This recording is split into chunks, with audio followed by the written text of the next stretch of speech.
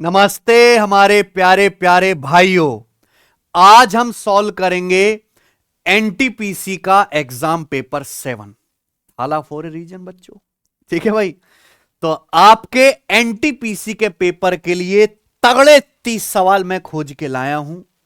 अगर वाकई में कहीं अंदर जमीर में इच्छा हो कि इस बार एनटीपीसी में गणित में पूरा स्कोर करना है, नौकरी लेनी है, तो जो मैं ये सीरीज चला रहा हूं ना, एग्जाम से पहले जो मैं आपको 10 मॉक टेस्ट कराने वाला हूं, एक भी छोड़ने का क्राइम मत करना बच्चों। ठीक है बच्चों, हर एक आप देख डालो। मैंने पिछले सवाल भी एनटीपीसी के, पिछले साल भी कराए थे एनटीपीसी के मॉक। और अगर आप हमारे इसी चैनल पे जाओगे तो एक खतरनाक प्लेलिस्ट बनी हुई है जिसमें मैंने रेलवे के पिछले 2 साल के एग्जाम का क्वेश्चन कराया है। तो एनटीपीसी ग्रेजुएट लेवल और अंडर ग्रेजुएट 12th लेवल के टॉप 100 क्वेश्चन जरूर कर लो मेरे भाई। इतने ज्यादा शिफ्ट में पेपर होते हैं, नहीं है बेटा पॉसिबल सारी शिफ्ट के जो है सवाल लगाना, पर ये तो आप कर लीजिए। और सीबीटी 2 के भी आप करके जाइए बच्चों। सीबीटी 2 का भी मैंने ग्रेजुएट और 12th लेवल कंप्लीट सॉल्व कराया हुआ है। ठीक है प्यारे दोस्तों, चलिए इनकी पीडीएफ साथ साथ मैं अपने टेलीग्राम चैनल पे डलवा रहा हूं। टेलीग्राम चैनल का लिंक डिस्क्रिप्शन में है, वहां से आप पीडीएफ डाउनलोड कर सकते हैं। सेक्शनल कंट्रोलर की जो है पीडीएफ, आरआरबी ग्रुप डी की आंसर की पीडीएफ, वो सब आपको यहां पे मिल जाएगी। ठीक है बच्चे।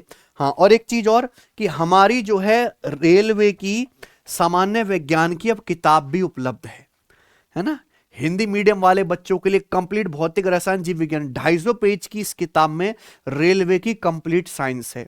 और इससे ज्यादा सिंपल लैंग्वेज में, है ना, बहुत अच्छी प्रेजेंटेशन के साथ लिखी हुई किताब और दूसरी नहीं है। इसमें थ्योरी भी है कंप्लीट और फिर उस पर प्रैक्टिस क्वेश्चंस भी है।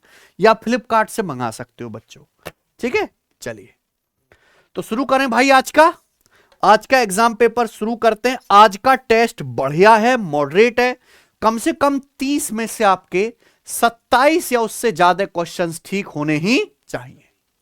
ठीक है बच्चों, एंड में मुझे स्कोर करके जरूर बताना कि आपने कितने सवाल सही कर लिए। ठीक है, आओ। एक घनाभ के 3 फलकों के विकर्ण रूट 34.5 और रूट 41 सेंटीमीटर है।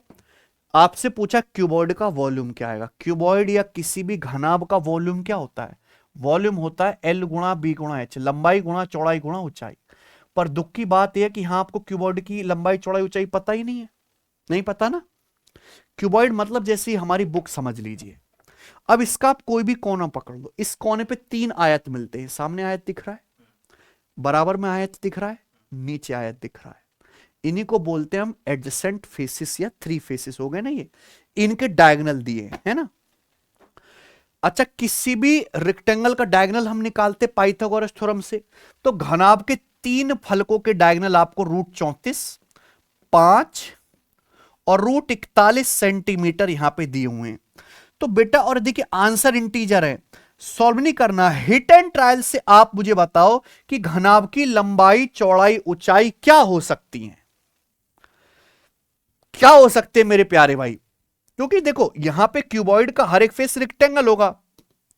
अगर रेक्टेंगल की ये साइड एक्स से वाई है तो इसका जो हम डायगोनल निकालते हैं वो निकालते हैं पाइथागोरस थ्योरम से, under root x square plus y square से।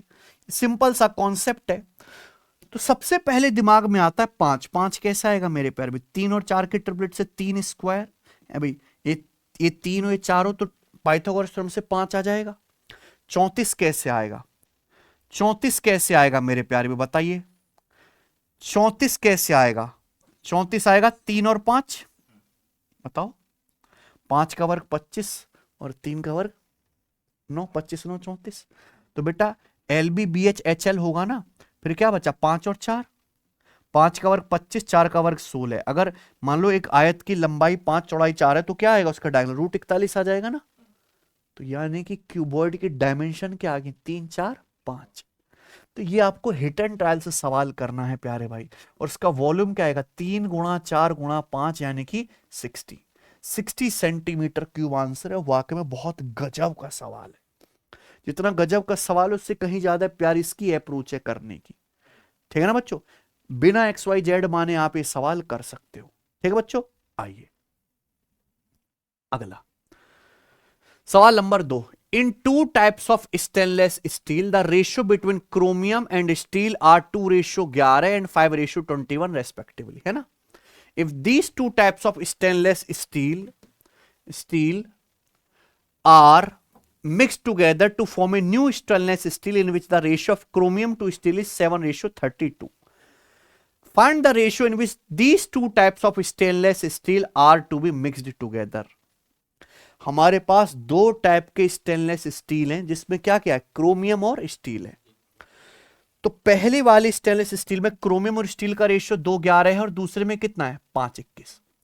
सवाल में यह है इन दोनों टाइप की स्टेनलेस स्टील को एक साथ मिलाकर एक नई स्टेनलेस स्टील बनाई जाती है जिसमें क्रोमियम स्टील का रेशियो कितना है, 5:7:32 है। तो वह अनुपात बताओ जिसमें दोनों टाइप के स्टेनलेस स्टील को मिलाया जाना है। इन दोनों को किस अनुपात में मिलाया जाएगा, एक नई स्टेनलेस स्टील मिले जिसमें क्रोमियम स्टील का रेशियो कितना हो, 7:32। तो ये सवाल कैसे होता है बच्चों, एलिगेशन से। चाहे आप यहां पे क्रोमियम पे एलिगेशन लगा लो या स्टील पे, मैं किस पे एलिगेशन लगा लेता हूं, क्रोमियम पे। तो आप मुझे बताओ फर्स्ट टाइप की स्टेनलेस स्टील में कितना क्रोमियम है, 2 unit out of total 13, 2/13। Second type की जो स्टेनलेस स्टील है उसमें कितना क्रोमियम है बताइए, उसमें क्रोमियम है 5 यूनिट आउट ऑफ टोटल 26, 26 में से 5। अब इनको मिलाया जाता है, एक नई स्टेनलेस स्टील बनती है जिसमें कितना क्रोमियम है, 7 यूनिट आउट ऑफ टोटल 7 और 32 39 है कि नहीं। एलिगेशन लगाएंगे, देखिए फ्रैक्शन में घटाने में मुश्किल होगा ना। आप देख सकते हैं कि मुझे यहां पे घटा के फाइनल रेशियो ही तो लेना है, तो जो चीज पहले कट रही है उसको पहले काट लो। ये 13 कट जाएगा, ये 26 और ये 13 तिया 39, ये नीचे 13 से कट रहा है लेकिन फिर भी ये बटे 2 और बटे 3 आ रहा है ना। तो पूरे एलिगेशन के सिस्टम को आसान करने के लिए आप पूरे को किससे गुणा कर दो, 6 से। 2 और 3 का एलसीएम 6 से गुणा कर दो तो क्या आ जाएगा, 6 दूनी 12। यहां कितना आ जाएगा, 6 से गुणा करेंगे 2 तिया 6, 3 पंजे 15। यहां 6 से गुणा करेंगे 3 दूनी 6, 2 सत्ते 14। 6 की 7/3 में गुणा करेंगे 14। किस रेशियो मिलाना पड़ेगा, 15 में से 14 घटाएंगे 1 और 14 में से 12 घटाएंगे 2। तो दोनों स्टेनलेस स्टील को 1:2 के अनुपात में मिलाना पड़ेगा। यही आंसर है, कौन सा ऑप्शन नंबर है ना, बढ़िया सवाल। ठीक है, तो एलिगेशन से करेंगे तो ही होगा जल्दी। सवाल नंबर 3 पाइप एबीसी एक खाली टैंक को 40, 20 और 30 मिनट में भर सकते हैं। जब टैंक खाली होता है तो तीनों पाइप खोल दिए जाते हैं। ठीक है, एबीसी तीनों पाइप क्रम से रासायनिक केमिकल PQR डिस्चार्ज करते हैं। पाइप ए से केमिकल P निकलता है, बी से केमिकल Q, सी से केमिकल R रिलीज होता है। ठीक है, 9 मिनट के बाद टैंक के सॉल्यूशन में, टैंक के द्रव में लिक्विड Q का अनुपात कितना है, what is the proportion of solution Q in the liquid in the tank after 9 minute. अब बताओ, 3 पाइप है, तीनों पाइप अपने मुंह से अलग अलग केमिकल निकाल रहे हैं। तीनों पाइप कितने मिनट के चलाए गए, 9 मिनट के। तो जितना तीनों पाइपों की एफिशिएंसी होगी उसी रेशियो में केमिकल रिलीज करेंगे कि नहीं करेंगे। तो सिंपल जो है, जो केमिकल तीनों पाइपों से रिलीज हुआ होगा वो उनकी एफिशिएंसी के रेशियो में होगा कि नहीं, क्योंकि सेम टाइम तक सारे पाइप जो काम करेंगे एफिशिएंसी के अनुपात में करेंगे। और एफिशिएंसी क्या होता है, टाइम का उल्टा। तो आप टाइम का रिवर्स कर दो, पाइप पे 40 मिनट में टैंक भर सकता है, 1 मिनट में भरेगा 1/40। बी की एफिशिएंसी 1/20 और सी की एफिशिएंसी 1/30। तो 40, 20 और 30 का एलसीएम कितना है, 120। पूरे डेटा को 120 से गुणा कर दो, है ना। तो 40 तिया 20 छिक्का और 30 चौका, ये क्या है, तीनों पाइपों की एफिशिएंसी का रेशियो है। तो तीनों पाइपों से जो केमिकल रिलीज होगा वो इसी रेशियो में होगा। अब आपसे पूछा है 9 मिनट के बाद टैंक के लिक्विड में Q का अनुपात कितना होगा। तो Q किससे निकल रहा है, पाइप बी से। पाइप बी से Q रिलीज होगा, Q कितना रिलीज होगा, 6 यूनिट आउट ऑफ टोटल। तीनों पाइपों से कितना सॉल्यूशन रिलीज होगा, 3, 6, 9, 4, 13, यानी कि 6/13। ये आंसर है, ऑप्शन नंबर है ए। आसान है ना। बताओ, P + Q बराबर R, PQR बराबर -36। तो पूछा PQ + QQ - RQ। देखो सवाल में क्या दिया है, P + Q बराबर आर, आर को इधर लाएंगे तो माइनस आर बराबर 0 ऐसे लिख सकता हूं ना। इधर आएगा बच्चों, माइनस आर हो जाएगा ना। ये क्या है, p q plus q q minus r q. Minus r q को ऐसे लिख सकते हैं प्लस माइनस आर का होल क्यू। आपको समझ में आएगा मैंने ऐसा क्यों लिखा, क्योंकि अगर तीन संख्याओं का सम 0 है, A plus B plus C 0, तो A cube plus B cube plus C cube क्या बनेगा, 3abc। बस यहां आर की सी की जगह कितना, माइनस का आर, तो -3p_r हो गया। और pqr की वैल्यू कितनी है, माइनस का 36। तो pqr की जगह -36 रखेंगे तो माइनस माइनस प्लस 36 दिया, क्या आ गया 108। तो 108 आंसर था, है ना बढ़िया सवाल अलजेब्रा का। ये बनाइए बच्चों, सवाल नंबर है आपके सामने 5 करेंगे। एक समचतुर्भुज के विकर्णों का अनुपात 3:4, एक रोम्बस के डायगोनल का रेशियो 3:4 है, रोम्बस का परिमाप 100 है, तो रोम्बस का एरिया ज्ञात कीजिए, है ना। बताइए, रोम्बस आप समझते हैं प्यारे भाई, है भाई एक ऐसा पैरेललोग्राम जिसकी चारों साइड क्या हो, बराबर, ठीक है। अब इसके डायगोनल का रेशियो 3:4 है। कॉन्सेप्ट है कि रोम्बस के दोनों डायगोनल एक दूसरे को कहां काटते हैं, 90 डिग्री के एंगल पर, ये ना, और आधा आधा भी करते हैं। तो इससे डायगोनल का रेशियो 3:4 है, तो कैलकुलेशन को आसान करने के लिए मैं पूरे को 2 से गुणा कर लेता हूं, 6 8। मान लो अगर ये रोम्बस के डायगोनल 6 है तो आधा आधा हो जाएगा 3 3, और ये दूसरा डायगोनल 8 है तो आधा आधा हो जाएगा 4 4, है ना। तो मैंने 2 से गुणा कर लिया, क्यों, जिससे कि आधा करने में आसानी रहे। तो रेशियो के हिसाब से रोम्बस का एरिया क्या आ जाएगा, रेशियो के हिसाब से 1/2 डायगोनल का प्रोडक्ट, 1/2, एक डायगोनल 6 है दूसरा 8 है, तो रेशियो के हिसाब से रोम्बस का एरिया आ जाएगा 24। 24 ये रेशियो के हिसाब से, एग्जैक्ट नहीं है। अच्छा एक बार बताओ, अगर ये 3 है ये 4 है तो कितना आ जाएगा, 5। ये साइड 5 आएगी तो रोम्बस का पेरीमीटर क्या आएगा, चारों भुजाओं का योग 20। रोम्बस का पेरीमीटर आएगा 20 यूनिट, जबकि पेरीमीटर है कितना 100 सेंटीमीटर, कितने गुना, 5 गुना। अगर रोम्बस का परिमाप 5 गुना है, पेरीमीटर नापते हैं सेंटीमीटर में, तो एरिया किस में नापेंगे, सेंटीमीटर स्क्वायर में। तो यानी कि रोम्बस का जो एरिया होगा 5 स्क्वायर गुना हो जाएगा, 24 गुना 25 कितना आ गया, 600। 600 सेंटीमीटर स्क्वायर ही रोम्बस का एरिया है, ऑप्शन नंबर डी, ठीक है ना। कोई दिक्कत, बढ़िया सवाल था। आगे चलेंगे, 24 में 3 आ रहा है, 3 का मल्टीपल आंसर होगा, डायरेक्ट कर सकते थे, 3 का मल्टीपल है 600, बिना कुछ सॉल्व करे, ठीक है बच्चे। और आपको अगर रेलवे की तैयारी करनी है, फाउंडेशन स्ट्रॉन्ग करना है सारे ही सब्जेक्ट का, तो सिलेक्शन वे एप्लीकेशन पर जो हम रेलवे फाउंडेशन बैच नया शुरू करने वाले हैं, इसकी क्लास ज्वाइन कर सकते हो बच्चों, ठीक है ना। और प्रैक्टिस हम आपको यहां करा ही रहे मन से। ये बताइए, सवाल नंबर 6 करो। कंपाउंड इंटरेस्ट और सिंपल इंटरेस्ट का डिफरेंस 3 साल के लिए एनुअली कंपाउंड होने पर 840 रुपए। ब्याज की दर 11:1/9% है, तो प्रिंसिपल ज्ञात कीजिए। बहुत बढ़िया सवाल। अगर ब्याज की दर 11:1/9% है तो इसकी फ्रैक्शन वैल्यू क्या होगी, 1/9।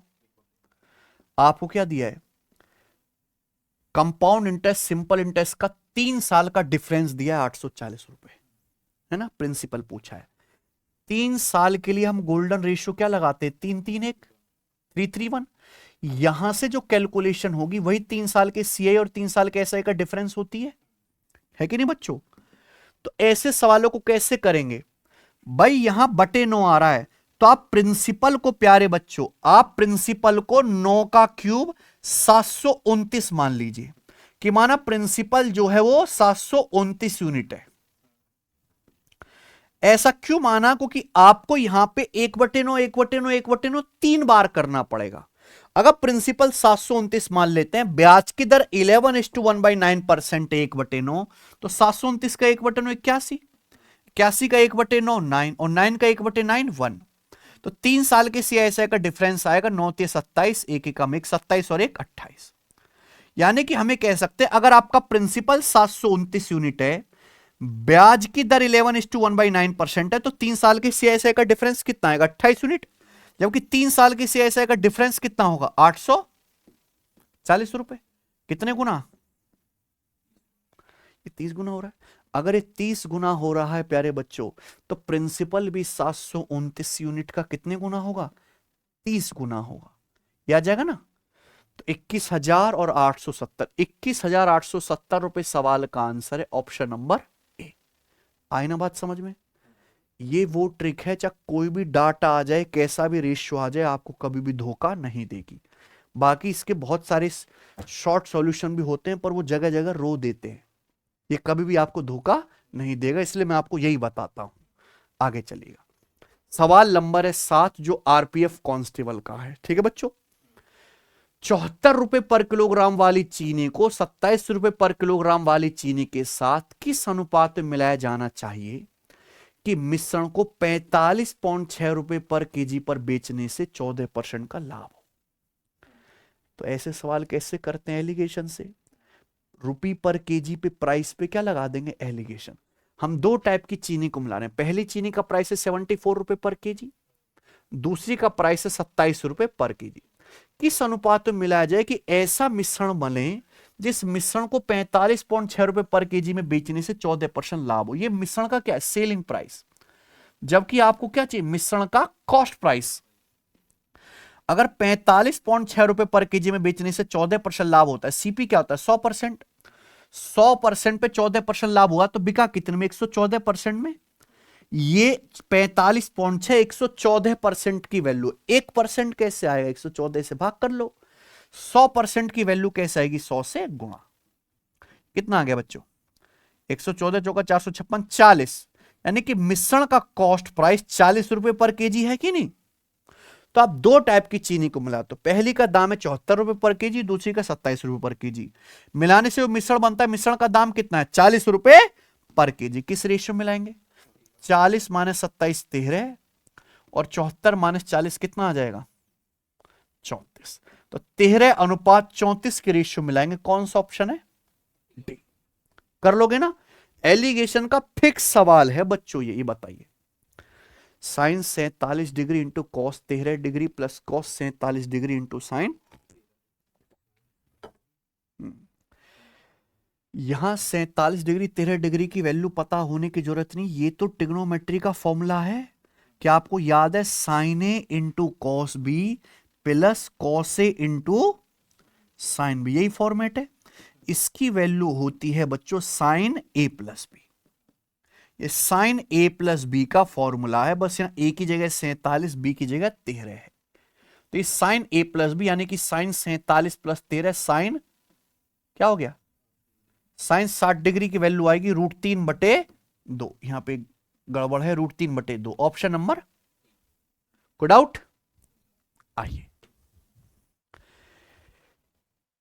पी सर्कुलर पथ का एक चक्कर 72 सेकंड में पूरा कर सकता है, जबकि क्यों उसी पथ का एक चक्कर 45 सेकंड में पूरा कर सकता है? ठीक है, अगर वो एक ही पॉइंट से एक ही दिशा में चलना शुरू करते हैं तो कितने सेकंड के बाद एक दूसरे से मिलेंगे? If they start moving from the same point and move in the same direction, कितने सेकंड के बाद मिलेंगे? बताइए। मान लो कि दो लोग हैं ना, अब यहां से दो लोग एक साथ चलना शुरू करते हैं, पी और क्यू है ना, सेम डायरेक्शन में। कितने टाइम के बाद मिलेंगे? पी एक राउंड पूरा करता है 72 सेकंड में, क्यू एक राउंड पूरा करता है 45 सेकंड में। ध्यान रखिए, ये नहीं बोला गया कि कितने सेकंड के बाद दोबारा से स्टार्टिंग पॉइंट पर मिलेंगे, ये नहीं बोला गया। क्या बोला है? कितने सेकंड के बाद एक दूसरे से मिलेंगे? बताइए, बताओ जल्दी से। अच्छा सवाल है। पी एक राउंड 72 सेकंड में करता है, क्यू 45 सेकंड में। तो आप ये मान लो एक ऐसी संख्या जो 72 से भी कटे, 45 से भी। 72 45 का एलसीएम कितना है? 9×72, 9×5 = 45, 360। मैंने मान लिया कि जो सर्कुलर ट्रैक है इसकी लंबाई 360 मीटर है। कितनी लंबाई है? अब पी 360 मीटर चक्कर मारता है 72 सेकंड में, तो एक पी की स्पीड कितनी आ जाएगी? 5। पी की स्पीड आ जाएगी मेरे दोस्तों यहां पे 5 मीटर पर सेकंड। ऐसी क्यों एक राउंड मारता है कितने सेकंड में? 45 सेकंड में। क्यों 360 मीटर जाता है 45 सेकंड में? एक सेकंड में कितना जाएगा? 360/45 8। तो क्यों की स्पीड आ गई 8 मीटर पर सेकंड। तो डेटा इजी आ गया ना। अब बताओ कितने टाइम के बाद पी और क्यू एक साथ मिलेंगे। वो टाइम बराबर होगा डिस्टेंस, कितना है डिस्टेंस सर्कुलर ट्रैक की 360 मीटर। एक ही दिशा में जोड़ रहे हैं तो दौड़ रहे हैं तो रिलेटिव स्पीड यानी कि S1 माइनस S2, 8 माइनस 5, 360/3 कितना आ गया 120। तो 120 सेकंड के बाद पी और क्यू फिर से मिलेंगे, ऑप्शन नंबर सी। कोई डाउट? आगे चलते ही बताइए, निम्नलिखित में कौन सी संख्या 7, 11, 13 से डिविजिबल है बताइए। हालांकि इस सवाल मैंने थोड़ा सा चेंज किया है, पेपर में तो बहुत आसान आया था। बताओ भाई साहब एक बात बताएं, अगर आप 7 गुणा 11 गुणा 13 करेंगे तो एक मैजिकल नंबर आता है 1001। 1000 एक ऐसी संख्या 7, 11, 13 तीनों से कटेगी, सबसे छोटा नंबर। ये सब कितने 6 अंकों की संख्या दिख रही है। 1001 को अगर आप किसी भी 3 डिजिट नंबर से गुणा करेंगे, मान लो एबीसी से, तो एक 6 अंकों की संख्या बनेगी एबीसी एबीसी। तो कोई भी संख्या अगर इस फॉर्मेट में लिखी हुई है एबीसी एबीसी 3 डिजिट के रिपीटेशन से 6 अंकों की हो गई, वो संख्या हमेशा 1001 से कटेगी। और 1001 का मतलब 7, 11, 13 तीनों से डिविजिबल होगी। तो ऐसा कौन सा नंबर है यहां पे? केवल पहला 873 873। यहां पे अलग है, यहां पे शुरू के 3 लास्ट के 3 डिजिट अलग है, यहां पे भी अलग है। क्या आंसर है? ये बताइए। दूध पानी के 50 लीटर मिश्रण में कितना पानी है? 12% पानी है। नए मिश्रण में पानी की मात्रा 20% करने के लिए कितना पानी मिलाया जाना चाहिए? तो सवाल किसका हुआ? एलिगेशन का। अब पानी के कंसंट्रेशन पे एलिगेशन लगा लो। हमारे पास दूध पानी का कितना मिश्रण है? 50 लीटर। दूध पानी का 50 लीटर मिश्रण में 12% पानी है। आप इसमें और पानी ऐड करते हो, तो जो आप ऐड कर रहे हो वो क्या 100% वाटर? आप मिश्रण में और पानी ऐड करते हो, you are adding pure water. जिसके बाद जो नया मिश्रण बनता है उसमें पानी की मात्रा कितनी हो जाती है? 20%। तो बताओ किस रेशियो में आपने मिलाया होगा? 100 माइनस 20 80 और 20 माइनस 12 8। तो कितना आएगा? 10:1 के अनुपात में मिलाओगे ना। तरीके और भी हैं पर मैं आपको क्या बता रहा हूं, केवल एलिगेशन। तो दूध पानी का मिश्रण कितना था हमारे पास? 50 लीटर। इनिशियल कितना था? 50 लीटर। तो आपने कितना पानी ऐड किया? 1 यूनिट। एक की वैल्यू 5 लीटर पानी मिलाएंगे। ये बताइए, निम्नलिखित को हल करें। अच्छे सवाल हैं। देखो सवाल पढ़ते ही पता लग गया किसका है, कॉम्प्लीमेंट्री एंगल का। अगर कॉम्प्लीमेंट्री एंगल का सम 90 है, a प्लस बी 90 है, तो साइन ए बराबर कॉस बी, टेन ए बराबर कॉट बी, सेक ए बराबर कॉस बी। यही है ना। अब यहां पे आप देखेंगे 22 68 90 है, तो साइन 22 कॉस 68 के बराबर कट गया। 15 75 90, टेन 15 कॉट 75 के बराबर कट गया। अगर एंगल का सम 90 है तो टेन ए गुणा टेन बी 1, टेन ए गुणा टेन बी 1, टेन 45 1 होता है, टेन 20 टेन 70 1 हो गया, 20 70 90 है, 40 50 90 होता है, ये 1 हो गया। तो ये आ गया 2 माइनस 2/5 और क्या बचा माइनस, तो 2 माइनस 10/5, 2 माइनस 2 0। क्या गया आंसर? सवाल तो इतना बड़ा था, आंसर 0 आया है। बताइए, एक वाटर टैंक को 46 समान पाइपों का उपयोग करके 13 मिनट में भरा जा सकता है। अगर केवल 27 ऐसे पाइप का उपयोग किया जाए तो उसी टैंक को भरने में कितना समय लगेगा मिनट में? ये वही है M1D1 बराबर M2D2। बस यहां पे आदमी ना हो के क्या है, पाइप।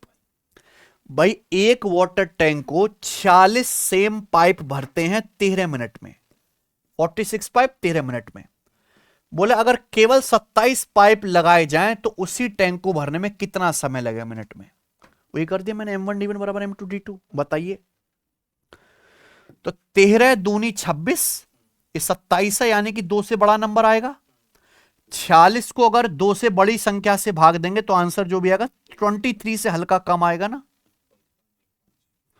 भाई। 46 को 2 से भाग देंगे 23, लेकिन 2 से बड़ी संख्या से भाग देंगे 23 से हल्का कम आएगा, यानी कि ऑप्शन बी 23 से तो बड़ा आएगा ही नहीं। ठीक है ना। ये बताइए, सवाल नंबर 14। ए किसी काम को 90 दिन में पूरा कर सकता है, बी ए से 75% कम कुशल है। सी बी से 80% अधिक कुशल है, ठीक है। बी और सी मिलकर 30 दिन तक काम करते हैं, ए अकेला बच्चे काम को कितने दिन में पूरा करेगा, यही है। तो अगर किसी सवाल में एफिशिएंसी ही पता चल गई तो सवाल में कोई दम बचा गोविंद जी? इस सवाल में 3 लोग हैं, ए बी सी, और आप एफिशिएंसी निकाल सकते हैं। सवाल में क्या बोला है? बी ए से 75% कम कुशल है। 75% की फ्रैक्शन लो 3/4। बी की जो एफिशिएंसी ए से 75% कम है। ए की अगर 4 है तो बी की 3 कम है 1। सी बी से 80% ज्यादा कुशल है। सी की जो एफिशिएंसी बी से 80% ज्यादा। 80% की फ्रैक्शन लो क्या होते हैं? 4/5। सी की जो एफिशिएंसी बी से 80% ज्यादा, यानी कि बी की अगर 5 है तो सी की 4 ज्यादा है 9। तो तीनों की एफिशिएंसी का रेशियो कितना आ जाएगा? 4 पंजे 20, रेशियो 5, रेशियो 9, है ना। 4 पंजे 20, 5 एकम 5, 1 निम्न। ये तीनों की एफिशिएंसी का क्या आ गया प्यारे दोस्तों? रेशियो। अब बोला है ए किसी काम को 90 दिन में कर सकता है। ए की एफिशिएंसी कितनी है गोविंद जी? 20। अगर ए की एफिशिएंसी 20 है, ए एक दिन में 20 कुर्सी बनाता है, तो 90 दिन में कितना काम करेगा? 90 से गुणा, यानी कि 1800। ये क्या आ गया? Total work. तो टोटल वर्क आ गया 1800। एक दिन में 20 कुर्सी बनाता है, 90 दिन में बनाएगा 1800। अब बी और सी 30 दिन तक काम करते हैं। बी और सी की एफिशिएंसी कितनी है? बी की एफिशिएंसी 5 है, सी की 9 है। बी और सी एक दिन में 14 यूनिट काम करते हैं, तो बी और सी 30 दिन में कितना काम करेंगे? 420। तो 1800 में से 420 यूनिट काम बी ने किया, तो बचा काम कितना? 1380। 1380 बचे हुए काम को ए अकेला कितने दिन में करेगा? तो 1380 बचे हुए काम को ए अकेला करेगा 20 एफिशिएंसी के साथ, है ना। कितने दिन में? 69 डेज में। तो ए अकेला बचा काम 69 डेज में करेगा, यह आंसर है। बताइए, कोई दिक्कत तो नहीं?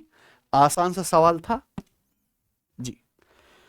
एक ठेकेदार एक दीवार बनाने के लिए 24 आदमियों को काम पे रखा।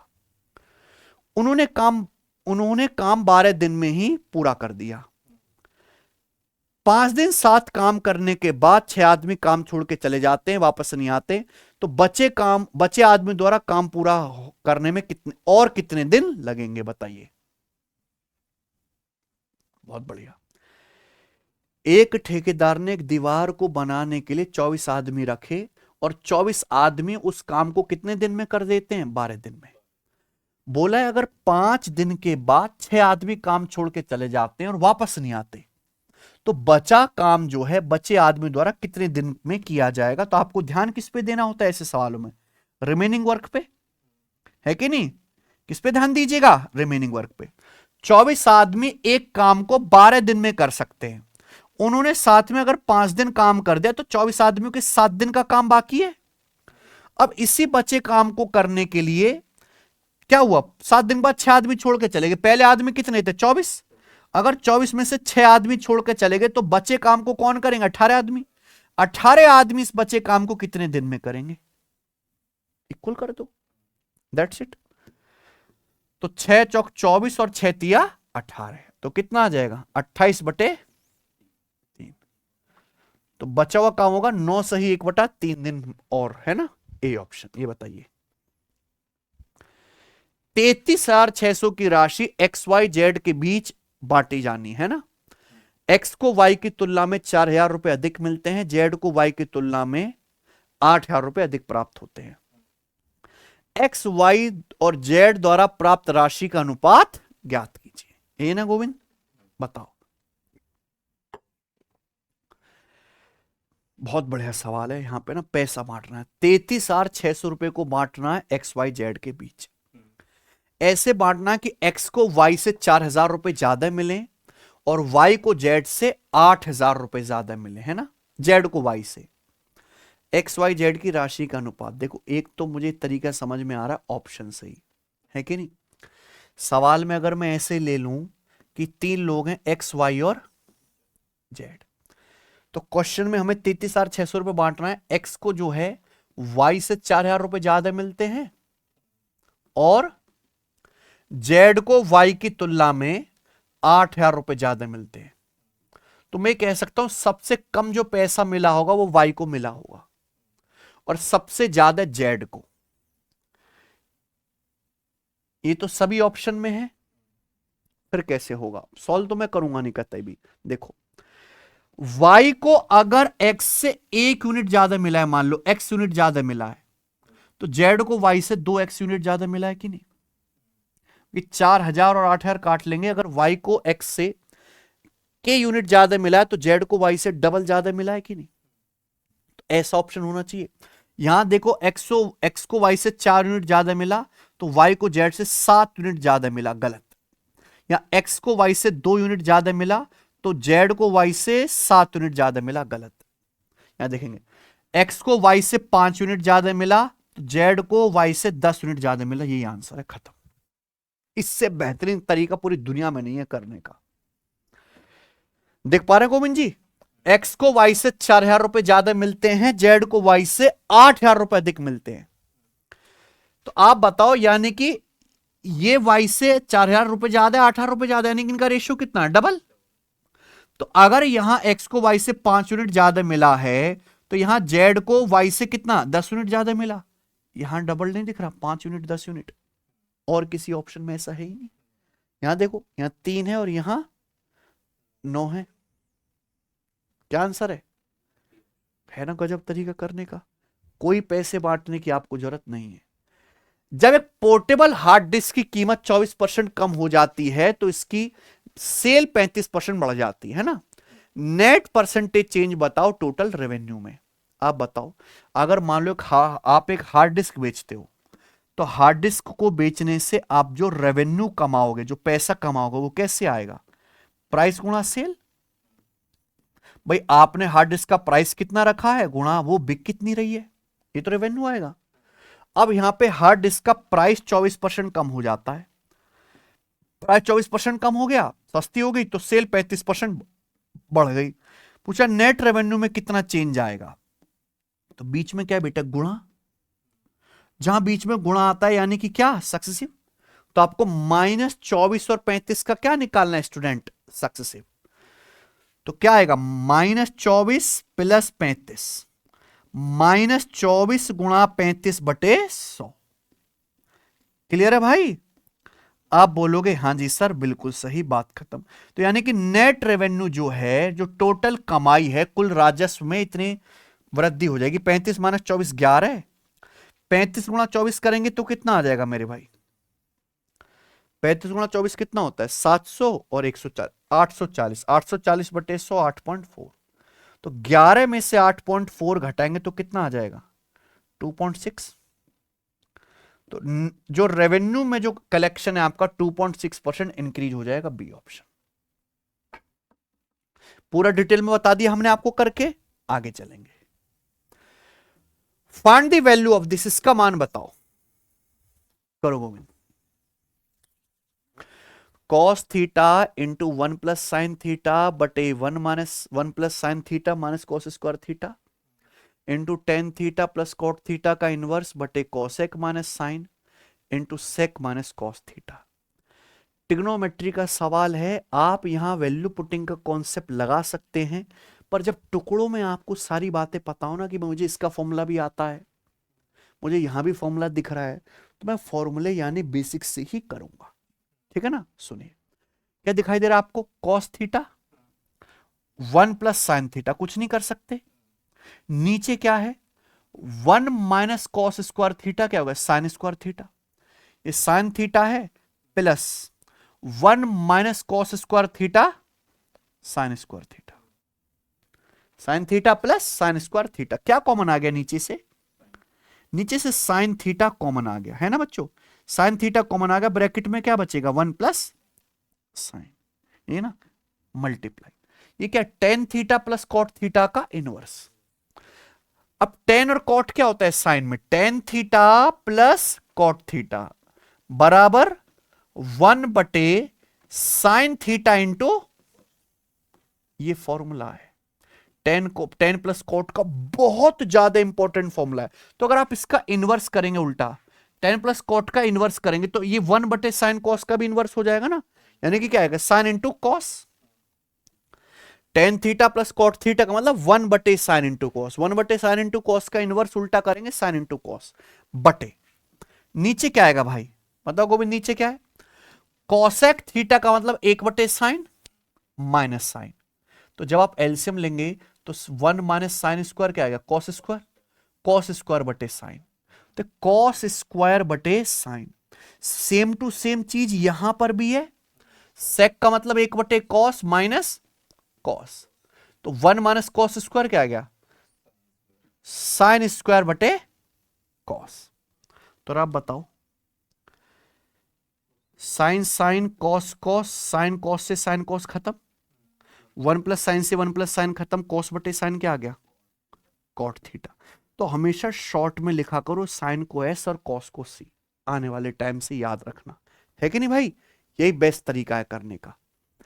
अगर इस 7 अंकों की संख्या 11 से भाग होती है तो पी का मान ज्ञात करें।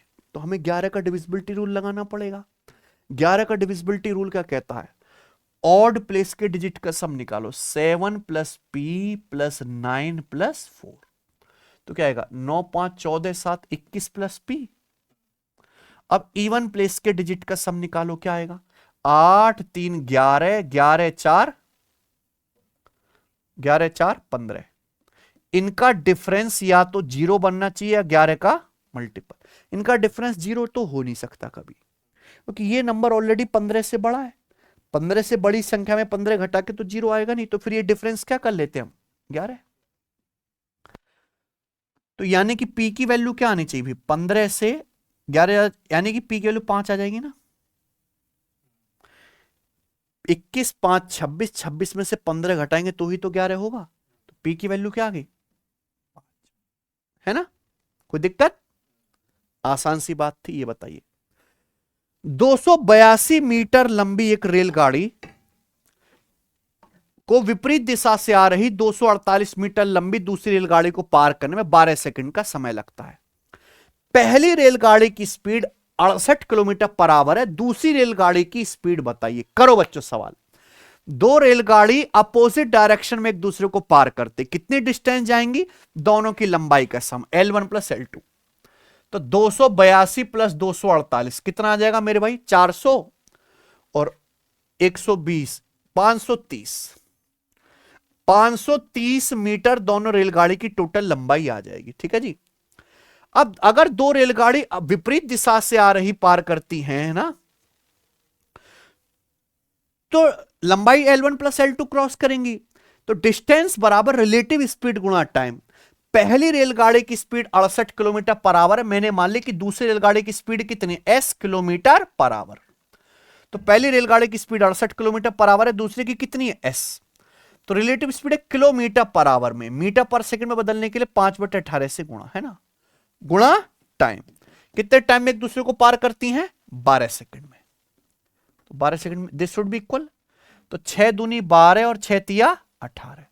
तो 5 दूनी 10 से 0 कट गया, 3 क्या गुणा हो जाएगी? 53 तिया 159 बराबर 68 प्लस S। ये कितना आ जाएगा? 9 में से 8 गए, 15 माइनस 6 9 91। यानी कि दूसरी रेलगाड़ी की स्पीड आ गई 91 किलोमीटर। कोई डाउट? आगे चले, आसान से सवाल है, ये करेंगे। किसी सर्कल की रेडियस में 19% की वृद्धि होती है, उसके एरिया में कितने प्रतिशत की वृद्धि होगी? बताइए बच्चों। सर्कल का एरिया होता है πr², और पाई फिक्स नंबर है, एरिया डिपेंड करता है रेडियस के स्क्वायर पे। यानी कि रेडियस हमने कितनी बढ़ा दी? 19%। तो एरिया कितना बढ़ जाएगा? पावर 2 है, 19 19 का 2 बार सक्सेसिव। तो 19 प्लस 19 38 प्लस 19 गुणा 19 361/100 3.61। तो सर्कल का एरिया जो है वो ये 38 और 3 41.61% बढ़ जाएगा ना। बिना कुछ करे ही लिख सकते थे कि 19 19 का जो सक्सेसिव आएगा वो 38 से ज्यादा आएगा, वो एक ही ऑप्शन है। बात खत्म, है ना। सवाल नंबर है आपके सामने 22। एक सेमिनार में, ये ग्रुप डी 2022 का है, पुराना क्वेश्चन है। एक सेमिनार में ABC सब्जेक्ट में प्रतिभागियों की, जो पार्टिसिपेंट की संख्या क्रम से 96 160 और 224 है। देखो एक सेमिनार होना है, उसमें अलग अलग सब्जेक्ट के एक्सपर्ट आए हैं। तो सब्जेक्ट ए बी सी के जो पार्टिसिपेंट है वो सब्जेक्ट ए के 96 हैं, बी के 160, सी के 224। Arrangements for the stay of these participant are to be made in separate rooms. अब इनको सेमिनार करेंगे तो रात को रुकेंगे, इनको रुकने के लिए सेपरेट रूम की व्यवस्था करी गई है। Out of which all the room will have the same number of participant. Her room में सेम पार्टिसिपेंट ठहराए जाएंगे, ऐसा नहीं कि किसी में कम लोग ठहरा दे किसी में ज्यादा, ठीक है। One room will have participant from the same subject.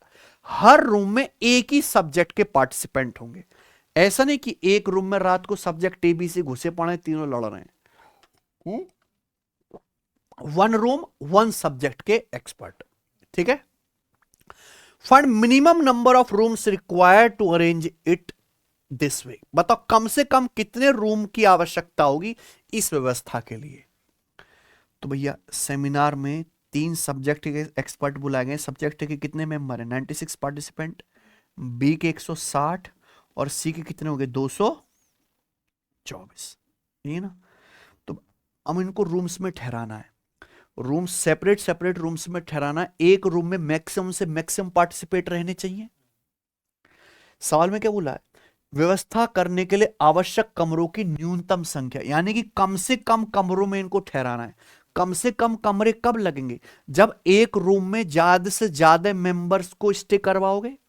तो एक रूम्स में ज्यादा से ज्यादा मेंबर्स होने चाहिए और कोई भी रूम में एक से ज्यादा सब्जेक्ट के मेंबर मिक्स नहीं होने चाहिए। यानी कि एक ऐसी संख्या ढूंढनी है जो बड़ी से बड़ी हो और इन तीनों को कंप्लीटली डिवाइड करती हो। यानी कि इनका बताओ, इनका एचसीएफ क्या आ जाएगा? बिल्कुल 16 का पहाड़ा है वैसे, लेकिन ये सारे नंबर 32 से भी कट रहे हैं, 32। तो हर रूम में 32 मेंबर्स आपको, 32 तिया 96, 32 पंजे 160 और 32 7 बार, है ना। तो हर रूम में आपको 32 मेंबर बैठाएंगे मैक्सिमम। तो कोई भी मेंबर्स मिनिमम कम से कम रूम लगेंगे और एक रूम में 2 टाइप के मेंबर्स मिक्स भी नहीं होंगे। लेकिन पूछा कितने कमरे कितने लगेंगे? आवश्यक कमरों की न्यूनतम संख्या। अगर हर रूम में 32 मेंबर है तो सब्जेक्ट के 96 पार्टिसिपेंट के लिए कितने कमरे चाहिए? 96/32 3। इन 160 मेंबर के लिए कितने कमरे चाहिए? 160/32 5। ये सब्जेक्ट सी के 224 मेंबर के लिए कितने कमरे चाहिए? 224/32 7। तो यानी कि 15 रूम्स, कम से कम 15 रूम्स चाहिए, है कि नहीं। सवाल नंबर है 23। 12 सेंटीमीटर हाइट वाले एक बेलन का कर्व सरफेस एरिया है 602.88 सेंटीमीटर स्क्वायर, ठीक है।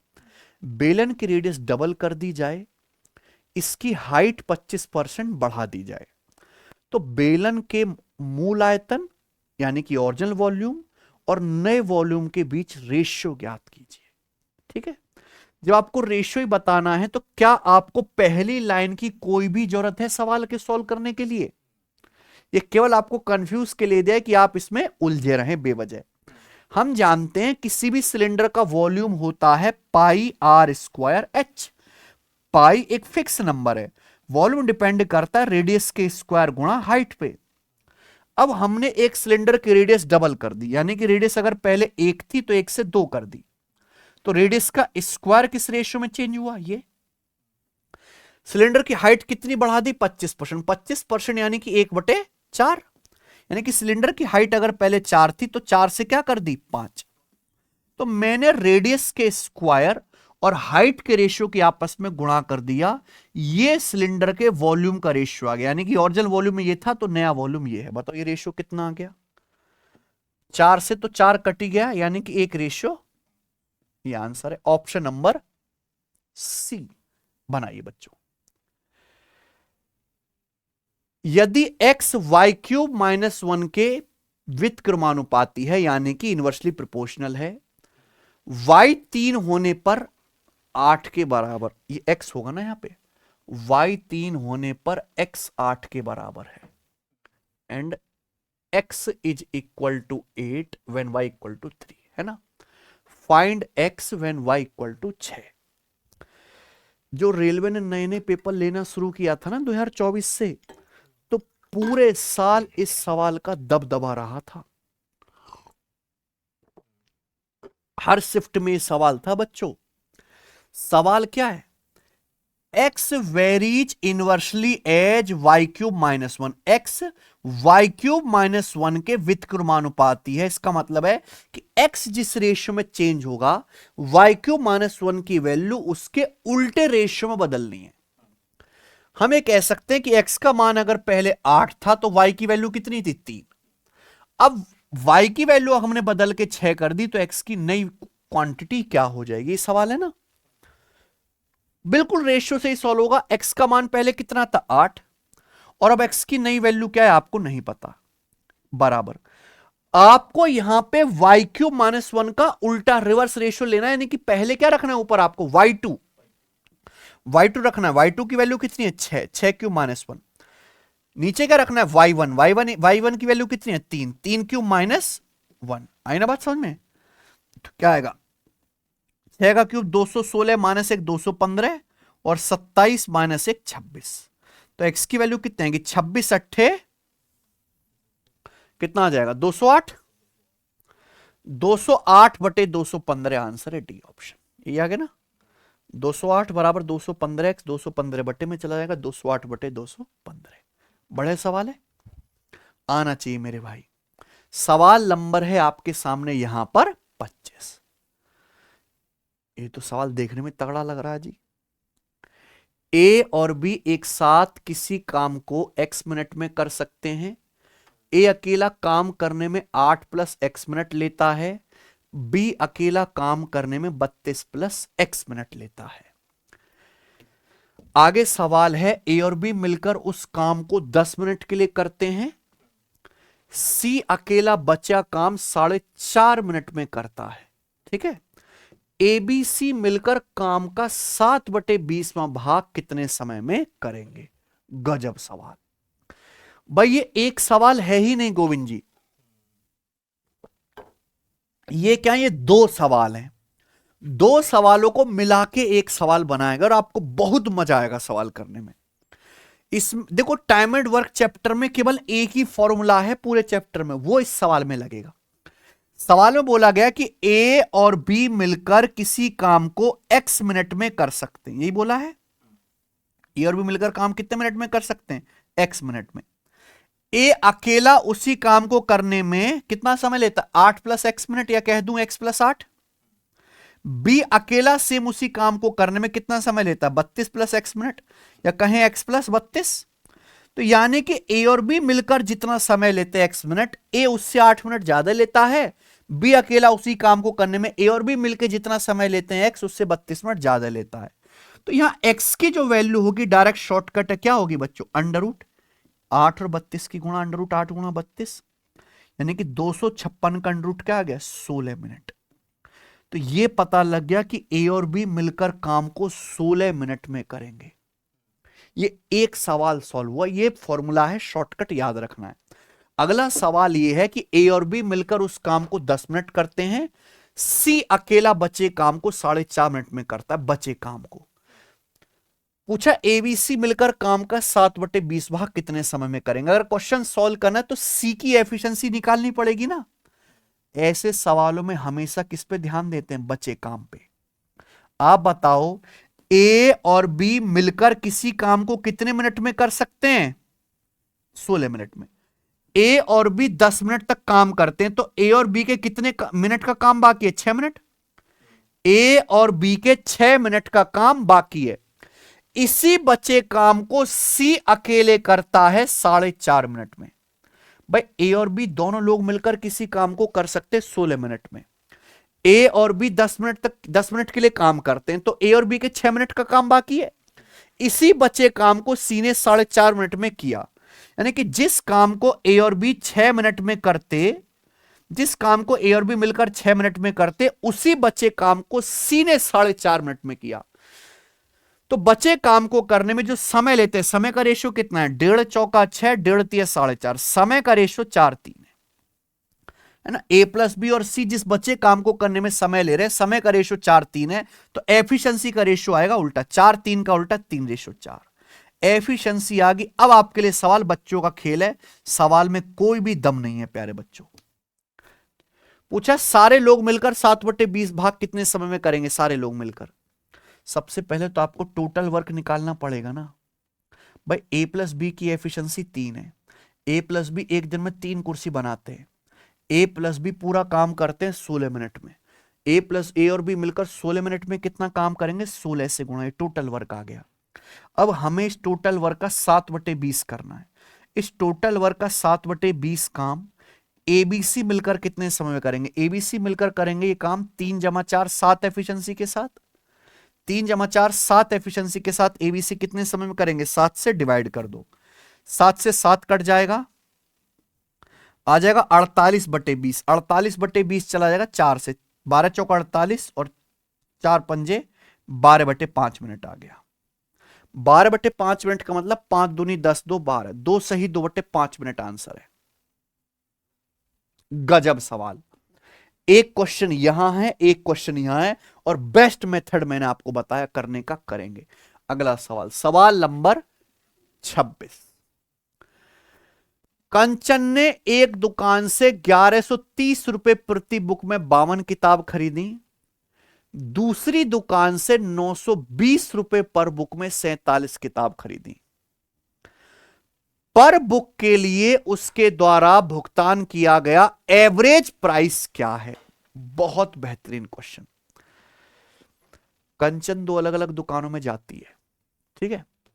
पहली दुकान से कंचन ने किताब खरीदी 52 और दूसरी दुकान से किताब खरीदी है 47, है ना। अलग अलग संख्या में किताब खरीदी, अलग अलग प्राइस। पहली दुकान से जो किताब खरीदे उनका प्राइस है 1130 रुपए पर बुक। सेकंड दुकान से जो किताबें खरीदी उनका प्राइस है 920 रुपए पर बुक। आपसे पूछे इन सभी बुक्स का एवरेज प्राइस क्या है। प्रति किताब के लिए उसके द्वारा भुगतान किया गया एवरेज प्राइस, सारी बुक्स का एवरेज प्राइस क्या है। एवरेज प्राइस निकालने का तरीका क्या है बच्चों, एक तो आप सारी बुक्स की टोटल कीमत निकाल लो कि कंचन ने जो बुक खरीदी है उनका सारी बुक्स का टोटल प्राइस क्या है, और बुक्स की संख्या से डिवाइड कर दो जितनी बुक्स खरीदी हैं। और दूसरा स्मार्ट अप्रोच क्या है, डेविएशन। जो पहली और दूसरी दुकान से जो बुक खरीदी उनकी संख्या का रेशो 52-47, आगे कट नहीं रहा, कट जाता तो और आसान होता। पहली दुकान से जो बुक्स खरीदे उनका प्राइस है 1130 रुपए पर बुक, इनका 920। तो 1130 को आप ब्रेक करके ऐसे नहीं लिख सकते, 920 प्लस 210, 920 प्लस 210। यानी कि जो पहली दुकान से बुक खरीदी गई है, जो दूसरी दुकान से बुक खरीदी गई है, दोनों ही बुक्स का प्राइस 920 रुपए पर बुक है, 920 रुपए पर बुक है। लेकिन पहली दुकान से जो 52 किताब खरीदी गई है उनका प्राइस 210 रुपए पर बुक एक्स्ट्रा है। पहली दुकान से जो 52 बुक्स खरीदी गई है उनका प्राइस 210 रुपए पर बुक एक्स्ट्रा है। ये जो भी एक्स्ट्रा है सभी बुक्स में बढ़ जाएगा, केक कटेगा तो समय बटेगा, टोटल में डिवाइड हो जाएगा। टोटल यानी कि कितना, 52 प्लस 47 बुक्स है 99 में डिवाइड कर देंगे। तो 3 से 210 70 बार, 3 से 99 33 बार, और ये आ जाएगा मेरे भाई अप्रोक्स 920 प्लस 52 गुणा 70 कितना आ जाएगा, 52 गुणा 70 आ जाएगा बेटा 3500 और 140 3640। 3640 को 33 से भाग करना पड़ेगा। तो 33 से भाग करूंगा ना तो 33 से कम 33 आएगा, फिर 3 जीरो, 33 से कम 33 आएगा, फिर 1 जीरो, फिर 0 दशमलव लगा के 0 पढ़ाएंगे, 33 से 99। तो 920 प्लस 110 आ गया 1030.3 रुपए के करीब। Approx A option, answer approx में है। तो बहुत से बच्चे जो यहां पे यूनिट डिजिट और डिजिटल सम लगाएंगे ना, उनका आंसर गलत हो जाएगा, क्योंकि इस सवाल के जो आंसर है वो एग्जैक्ट है नहीं अप्रोक्स में। कि टोटल एवरेज प्राइस निकालने के 99 से भाग करेंगे, 99 से भाग करने पर जरूरी थोड़ा ना कि पूरा कट ही जाए। इसलिए बेस्ट मेथड यहां पे आंसर निकालने का डेविएशन ही है। आइए 27वां सवाल। एक chemistry laboratory request for a 25% solution of ferrous sulphate. एक केमिस्ट्री की लेबोरेटरी है भैया, विज्ञान की प्रयोगशाला है, वो रिक्वेस्ट करती है कि हमें फेरस सल्फेट का सॉल्यूशन चाहिए जिसमें फेरस सल्फेट का कंसंट्रेशन हो 25%। 25% सॉल्यूशन ऑफ फेरस सल्फेट का मतलब एक ऐसा घोल जिसमें फेरस सल्फेट की मात्रा 25% हो। A supplier has 40 millilitre of 20% solution. एक सप्लायर के पास 20% सॉल्यूशन का 40 ml है। How many millilitre of 40% solution should be added. इसमें 40% सॉल्यूशन वाला कितना ऐड करना चाहिए जिससे कि 25% सॉल्यूशन बन जाए करेक्ट टू 2 डेसिमल प्लेस। तो भैया ये सवाल भी एलिगेशन का है। आप दो सॉल्यूशन को मिला के एक नया सॉल्यूशन बना रहे हो। फेरस सल्फेट की सांद्रता पे, उसके कंसंट्रेशन पे एलिगेशन लगा लो। हमारे पास एक सप्लायर के पास है 20% सॉल्यूशन, सप्लायर के पास 20% फेरस सल्फेट वाला सॉल्यूशन है। अब इसमें कितना मिलीलीटर मिलाना चाहिए, 40% सॉल्यूशन का कितना मिलीलीटर मिलाना चाहिए एक नया सॉल्यूशन बने जिसमें फेरस सल्फेट का कितना हो, 25% हो। तो किस रेशियो में मिलाना पड़ेगा, लगाओ एलिगेशन। 40 में से 25 घटाऊंगा 15 और 25 में से 20 घटाऊंगा दोस्त 5, तो 15:5 आएगा। 3:1 के रेशियो में मिलाना चाहिए, बात खत्म। यानी कि 20% सॉल्यूशन वाला प्यारे दोस्तों, 20% सॉल्यूशन का सप्लायर के पास कितना था, 20% सॉल्यूशन का सप्लायर के पास था 40 ml, तो 3 की वैल्यू 40 ml, तो 40% सॉल्यूशन वाला कितना मिलाया होगा, 1 यूनिट, तो 1 की वैल्यू आ जाएगी 40/3 ml। 40/3 का मतलब 13.33 ml, ऑप्शन नंबर ए।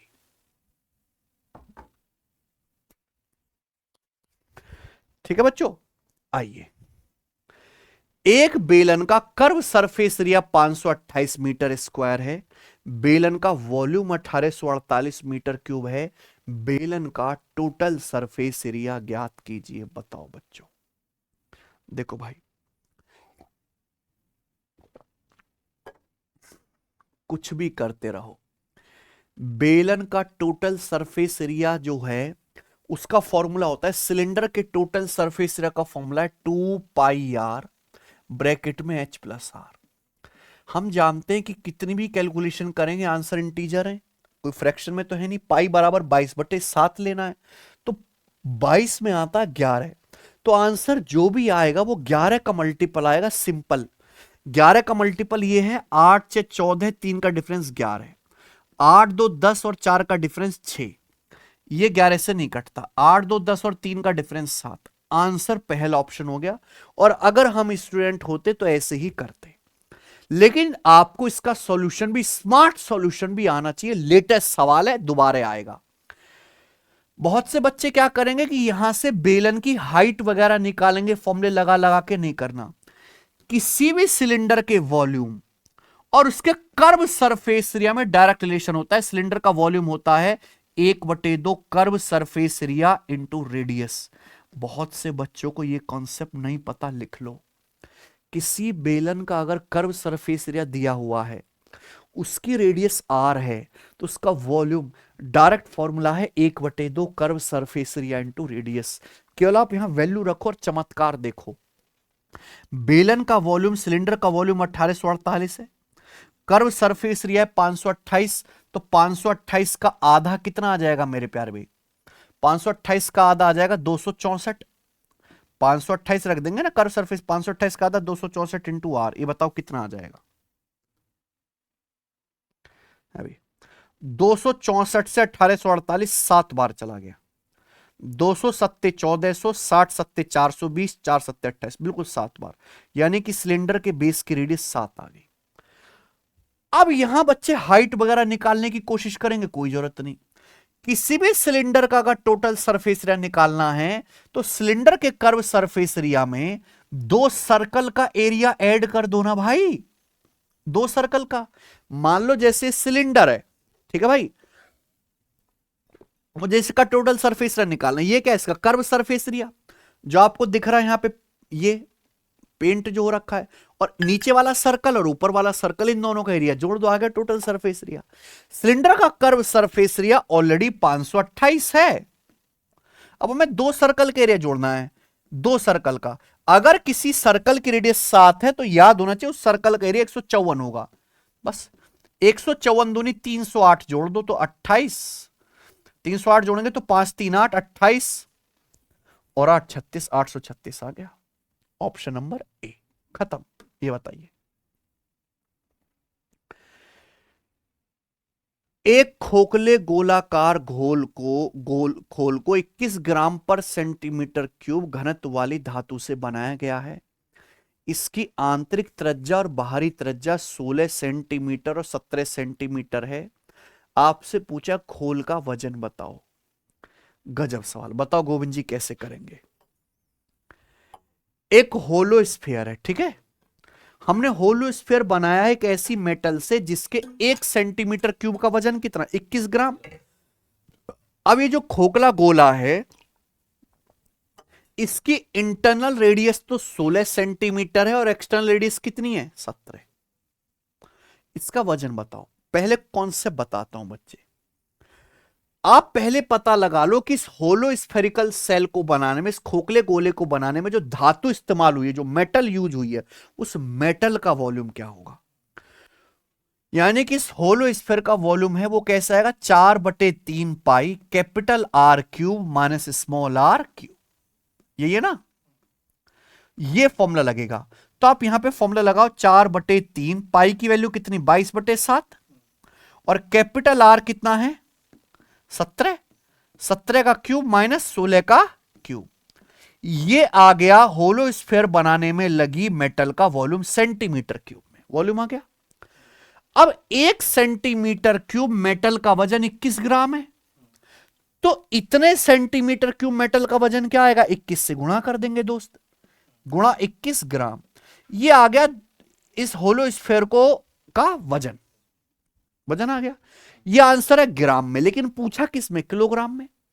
अब 1 किलोग्राम में कितने हजार ग्राम होते हैं। अगर इसको किलोग्राम में बदलना है, ग्राम से किलोग्राम में, तो किससे डिवाइड कर दीजिए, 1000 से। सीधा आंसर किस में आ गया। और ये पूरी कैलकुलेशन करेंगे, आंसर आ जाएगा 21 से 21 कट गया और आप आगे समझदार हैं। ठीक है बच्चों। लेकिन आप ये बात जानते हैं कि इस सवाल के जो आंसर है दशमलव के 3-3 अंकों तक दिए हुए हैं और आंसर जो है डेसिमल के 3 अंकों तक ही आएगा, कि लास्ट में आप किलोग्राम से डिवाइड करेंगे 1000 से। 1000 से भाग करने का मतलब डेसिमल के बाद 3 डिजिट। यानी कि सवाल के आंसर एग्जैक्ट ही थे और आपको कुछ भी लिखने की जरूरत नहीं थी। सीधा आप जानते कि जब आप वॉल्यूम निकालेंगे तो वॉल्यूम में 11 आएगा और आंसर 11 का मल्टीपल होगा। है कि नहीं बच्चे। ये 11 का मल्टीपल नहीं है, ये 6 8 14 6 20, 20 और 9 17, 11 का मल्टीपल नहीं है। यानी कि आंसर क्या आ जाएगा, बी ऑप्शन। करके देख लो। 7 8 15 15 6 21 और 9 और 1 10, 21 और 10 का डिफरेंस 11। ये भी नहीं 11 का मल्टीपल है ना। है ना मस्त तरीका। तो कॉन्सेप्ट भी आना चाहिए, लेकिन करना पेपर में कैसे, ऑप्शन से। लास्ट सवाल, कंपाउंड इंटरेस्ट पर इन्वेस्ट की गई राशि 3 साल बाद 13,380 रुपए और 6 साल बाद 20,070 रुपए हो जाती है। ब्याज की कैलकुलेशन एनुअली कंपाउंड बेसिस पे की जाती है। ब्याज वार्षिक संयोजित होता है। तो आपसे पूछा है let the funds be known, धनराशि ज्ञात कीजिए। समझ में ना। आप कुछ पैसा कंपाउंड इंटरेस्ट पर इन्वेस्ट करते हो, वो पैसा 3 साल में कितना हो जाता है, 13,380 रुपए और 6 साल बाद कितना हो जाता है, 20,070 रुपए।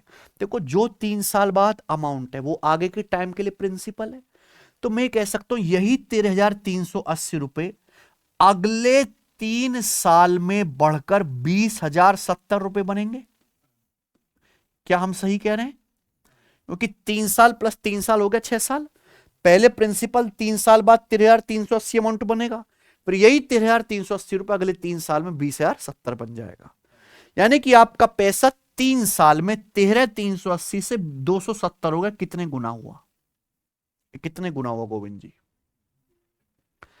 डिवाइड करना पड़ेगा 20,070 को 13,380 से, पर अंदाजा मारो 13,380 कितना है, 14,000 माइनस 20 है ना, 20 और 20,070 क्या है, 21,000 माइनस 14,000 माइनस कितना है, 620 है ना, 620 और वो कितना है 21,000 माइनस 930, क्या 1.5 गुना नहीं हो रहा? 14,000 का 1.5 गुना 21,000 और 620 का 1.5 गुना 31 दूनी 62, 31 तिया 93, 1.5 गुना है कि नहीं? यानी कि 1.5 गुना है। गधों की तरह डिवाइड मत करा करो, अंदाजा मारा करो। ये 14,000 ये लगभग 21,000 है ना, कितने गुना हुआ? 1.5 गुना। ये 620 कम, ये 930 कम, 1.5 गुना ही कम हो गया। अगर ये 1.5 गुना हो रहा है तो मैं कह सकता हूं यहां भी तो 3 साल में आपका पैसा 1.5 गुना होगा। तो यानी कि प्रिंसिपल का 3/2 गुना ही 13,380 रुपए के बराबर है। तो प्रिंसिपल जो भी होगा बच्चों वो क्या आएगा? 13,380 आएगा ना। प्रिंसिपल जो होगा वो क्या आएगा? 3 चौक 12, 1 3 चौक 12, 3 छः 18, 4600, 4460। क्या दुगना? दुगना करेंगे तो एंड में 0 तो जरूर आएगा। ये वाला आंसर नहीं है, ये वाला आंसर नहीं है। और 4400 दूनी 8800, 8800 बढ़ाएगा कौन सा ऑप्शन है? 8920। ठीक है, 8800 और 120 क्या आ जाएगा प्रिंसिपल? 8920 रुपीज। बढ़िया सवाल है ना? इसी तरह के तो सवाल आते हैं पेपर में। इसी के साथ आज के 30 सवाल होते हैं खर्च। एक आपका होमवर्क है, सवाल नंबर 31, जरा बताइए। आरपीएफ एसआई के पेपर का है, आप बड़े साणे बनते हो, यह सवाल आपको रौन देगा। ठीक है जी, इसका आंसर मुझे कमेंट करके बताइए। ठीक है बच्चों, ये टेस्ट आपको कैसा लगा? 30 सवाल में से आपने कितने ठीक कर लिए वो भी बताओ। ठीक है बच्चों, जब हम ये 10 सेट पूरे कर लेंगे तो मैं एक सिंगल वीडियो में सब मर्ज करके, क्योंकि 300 सवाल हो जाएंगे ना हमारे पास, एक वीडियो अपलोड करा दूंगा जिसका आप एग्जाम के एंड टाइम में रिवीजन भी कर लेना। क्योंकि इन्हीं 300 सवालों में रेलवे एनटीपीसी की 40 शिफ्टें घूमने वाली हैं। ठीक है बच्चों, चलिए धन्यवाद।